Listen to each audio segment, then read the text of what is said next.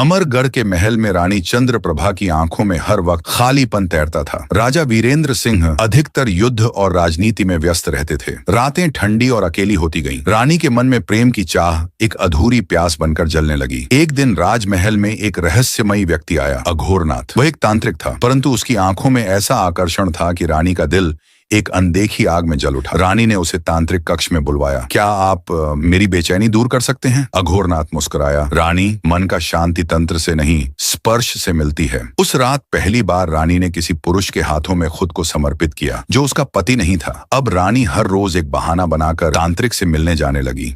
महल के पीछे वाले पुराने कक्ष में तंत्र और प्रेम के मिलन से कुछ ऐसा जन्म लेने जिसे शब्दों में नहीं बांधा जा सकता। अघोरनाथ न सिर्फ रानी के शरीर बल्कि उसकी आत्मा को भी छूने लगा था। रानी की आंखें अब चमकने लगी थीं और राजा को यह बदलाव अजीब लगने लगा। तुम कुछ बदल गई हो रानी, राजा ने एक रात कहा। शायद मैं अब खुद को जानने लगी हूँ, रानी ने मुस्कुराकर उत्तर दिया। राजा को शक हुआ। उन्होंने अपने विश्वासी जासूस को लगाया। एक रात राजा ने खुद छुप कर देखा, तांत्रिक और रानी एक दूसरे में लिपटे हुए, ऐसे जैसे वर्षों से भूखे हों। राजा की आंखें जल उठी। वह लौट आया अपने कक्ष में, लेकिन क्रोध उसके लहू में उबाल मारने लगा। उस रात उसने कोई निर्णय नहीं लिया, सिर्फ एक वादा, या तो वह तांत्रिक बचेगा या मैं। राजा ने तांत्रिक को पकड़वाने का आदेश, लेकिन अघोरनाथ ने खुद को समर्पण नहीं किया, बल्कि तंत्र की ताकत से सैनिकों को हवा में उछाल दिया। रानी चीखती रही, उसे मत मारो, मैं उससे प्रेम करती हूँ। राजा ने तलवार निकाली और सीधा तांत्रिक की ओर बढ़ा। तांत्रिक ने तंत्र का आखिरी प्रयोग किया और खुद को रानी के सामने राख कर दिया। अगर मेरा प्रेम पाप है, तो मैं इसी आग में भस्म हो जाऊं। राख बन चुके अघोरनाथ के आगे रानी घुटनों पर गिर गई। उसकी आंखों से आंसू नहीं, अंगारे गिर रहे थे। राजा ने रानी को तलवार नहीं चला, बस इतना कहा, तुम्हें मैं अब अपनी रानी नहीं मानता, लेकिन मैं तुम्हें मारूंगा नहीं। रानी को एक गुप्त कक्ष में जीवन भर के लिए कैद कर दिया गया, जहां कोई आईना नहीं था, कोई आदमी नहीं, बस दीवारें थीं